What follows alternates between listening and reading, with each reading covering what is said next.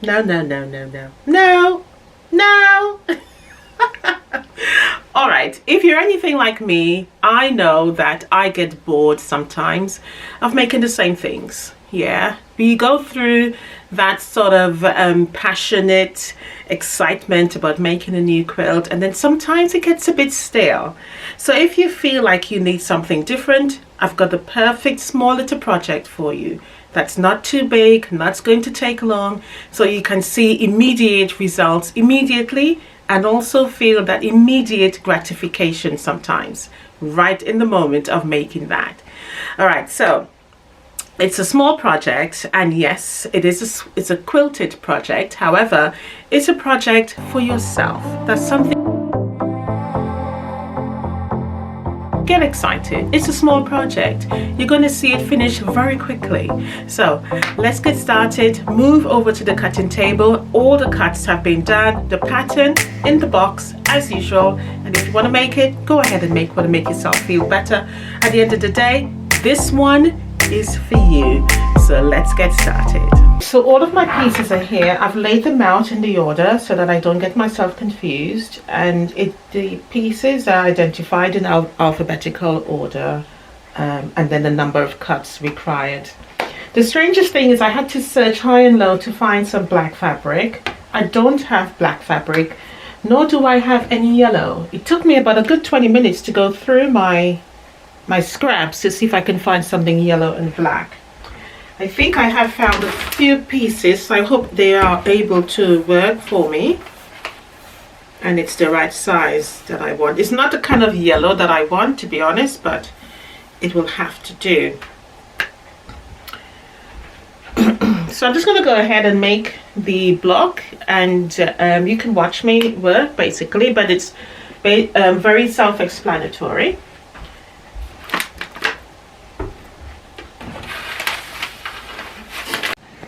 Alright, so here's the layout I was doing. It needed a little bit of concentration, so I really had to just stay quiet and think.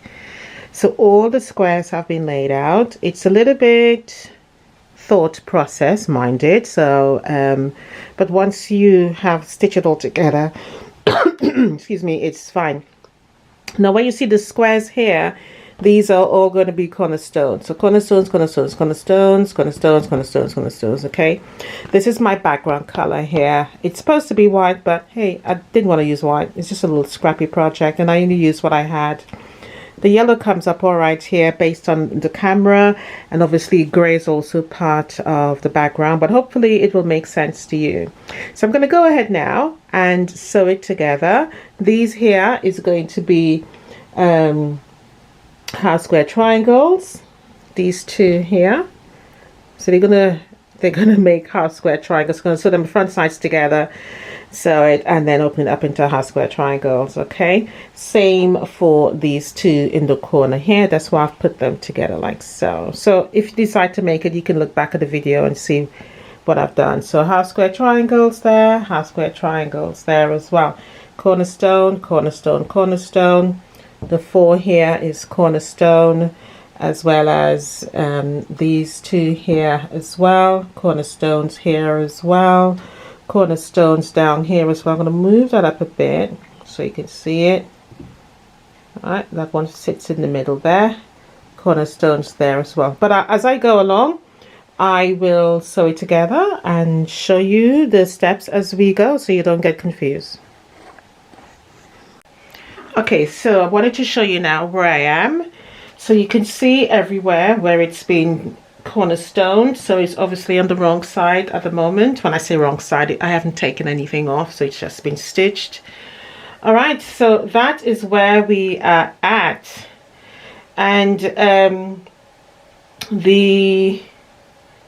make sure I turn that the right way around. I just realized I need the lighter to the top and the gray fabric to the bottom. So all I'm going to do right now is give everybody a little bit of a press in terms of they all staying down, especially where the cornerstones are.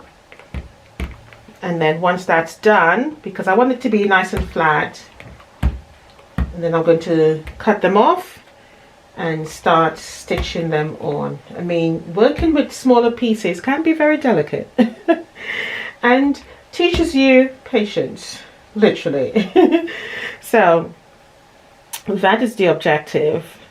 I'll do this one here. Just wanted to show you, because then that way the information is clear. Because some people don't understand sometimes the instructions, and when they go and buy the pattern, rather than reach out to me and say they don't understand something, they either send me a nasty message or leave a negative review on Etsy, which is very unkind if you ask me. And you'll imagine the amount of people who don't understand the most simplest things, and then they say, oh, I've got so many years of experience, and the most simple of things they don't understand, which sometimes makes me wonder, if you've got so many years of experience, how does you don't understand the basics?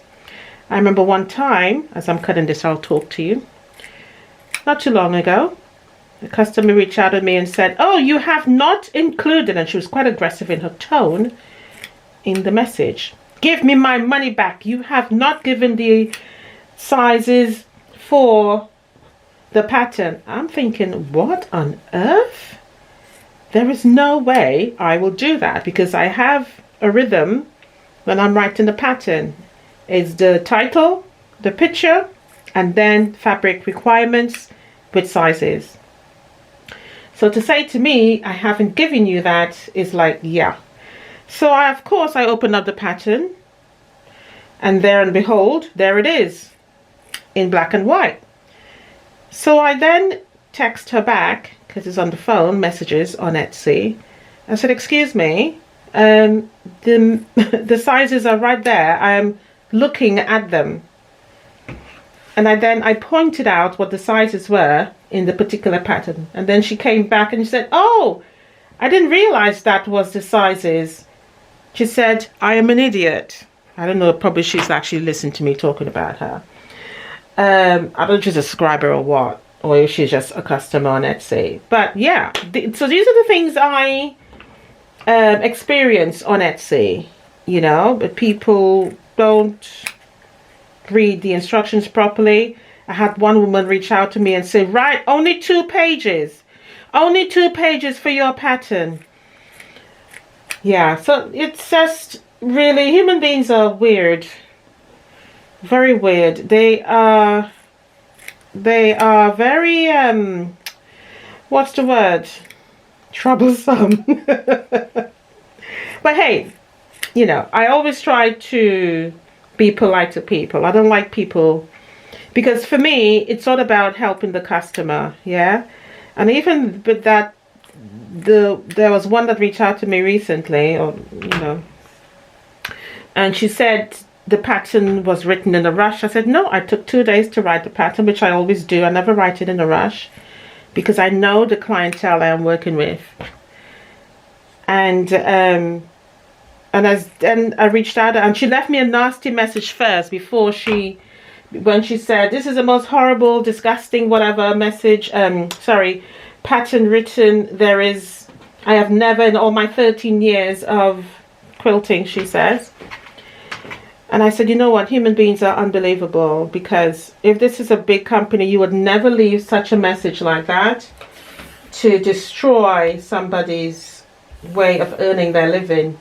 You know, you would never do that, because number one, you don't want to be sued by the larger company. But because you tell yourself as a small business person, you can, you know, you feel justified in writing a nasty review and leaving a negative message for the person to read. And then when I reached out to her in my true authentic self, I said, you still have none. I said, out of everything that you've mentioned, you have not said what's really troubling you. And then she reached back out to me quite rudely again and said, what's the point? You write me a sloppy, disgusting pattern. And I said, the amount of people that have bought this pattern, no one has come back to me and said that. Had people come back and said, then I can say, yeah, you know what? It was horribly written. But if nobody else has said what you're saying, then it's got to be that you are the problem, not me, or not the pattern. And I said, you know what, since you're being so rude, I am not going to bother respond to you anymore. And I left a message on top of her message so that everybody can see it, because I am not going to hide anything. But human beings can really be horrible. I think they feel justified in feeling that they can leave a nasty message, and then, you know, it interrupts your flow of income. I don't know. But I can only imagine if someone is leaving anybody a nasty message, they want to stop their business. That's the only outcome, you know, rather than reach out to the seller and, you know, you try to find a way around, which a lot of people has. I've actually had a customer reach out to me and said she bought a pattern thinking it was my pattern, and she herself was being very aggressive. And well, I said, what pattern are you talking about? The pattern you have bought for me, you downloaded it already. I said, I'm sorry, I don't know what you're referring to. When she realized, she actually said, I'm sorry, this message wasn't for you, it was for somebody else. She said, the seller sold me a pattern and I don't understand it. And that's when I said to her, listen, if you want, you can send me the pattern, I will look at it, and I will tell you what is the problem. She did send it to me, and I did figure out what the problem was. I actually made a sample block for her and sent her a picture with instructions of what she needs to do. So I'm quite helpful to people. I have no problems in reaching out to somebody and being supportive, because, you know, we're all here to learn, aren't we? But I will tell you this though, I have never bought a pattern, and if I don't understand something, or even a book, to go and leave a nasty message on anybody's, irregardless of who you are, on anybody's, you know, review. I think that's just wrong. Personally speaking, that's just wrong. There's always a way around something, you know, and then sometimes you are wrong. You are wrong, because everybody's interpretation of something is different. Anyway, now that I'm finished cutting, I can continue now. So this is what it should look like, okay, when you make yours. I'm just going to make sure and angle it so that you can see it properly, because I don't want you to leave me a negative message. I'm only kidding, guys. I'm messing with you. You know, because, you know, I don't want to get up and read no disgusting message early hours of the morning, because when the messages come through, it's really early hours of the morning, Australia time, and people disturb my sleep. Anyway, so this is what it should look like, okay? So now what I am going to do is to start to sew components together so that it is easier for you to understand.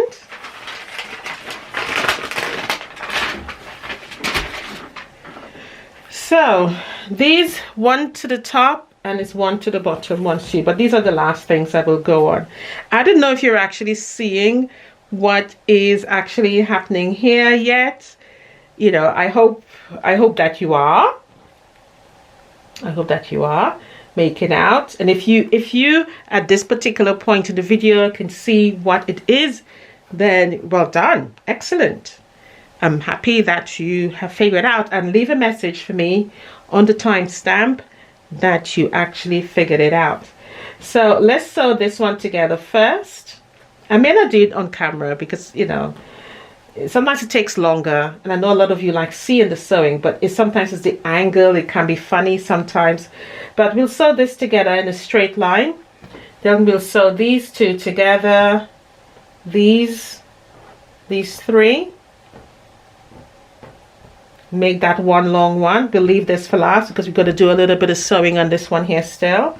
So I'll leave that after. This one is very similar to this one. It's the same block. And then this one is quite easy yet again. So this one here is a half square triangle. And it goes like so.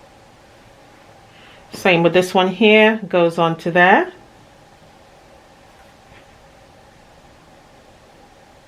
Yeah. Obviously you'll sew these two together to make that one. You'll sew these together, make that one, and then obviously it's simplified then, because this is the last piece. So once this is sewn on, it becomes shorter, so you can sew that bit to the top. These two add on, these two add on, this one add on, and you should have 1, 2, 3, 4 columns. Once you have your 4 columns, then obviously it's easier to sew them straight sides together, isn't it?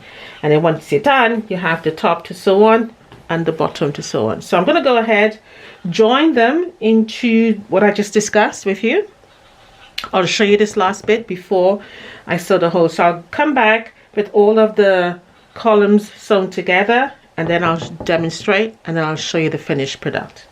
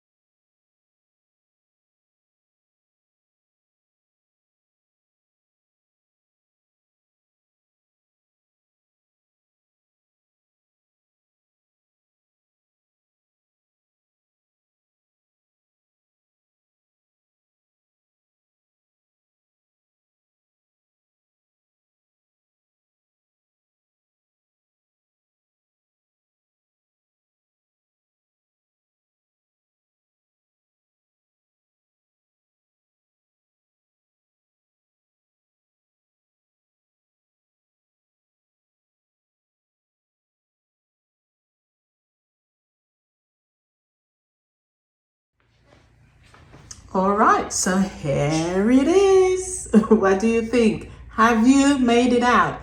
It's a cup with a bumblebee on it. Now, in case you're wondering, those there are not applique, that's quilting. So I used a black thread and made a circle and kept going over and over it until it looked like that. But what do you think? And it's not the best, neatest quilting. Obviously, it's for home. It's nothing special. Just to put in the kitchen as a decor. It's right above the coffee machine. So yeah, I just wanted an empty space to fill it. So if you want to make one for yourself, of course, the pattern is there. Make full use of it. You can change the colors. You can do loads together and make it into a table runner. or even hang that same table runner on the wall in your kitchen. But I thought this was a nice little fun project that you can do for yourself. Really lovely and simple. Yeah, so by all means, guys, if you enjoyed the video, do like and subscribe for more. Hit that notification bell and certainly give me a thumbs up for this one. I thought it was a quick, simple project to share with you and something that you can just, do a little bit while you're watching the telly. All right, guys, I'll see you in the next one. Let me know your results down below. Bye for now. And as usual, happy, blessed quilting.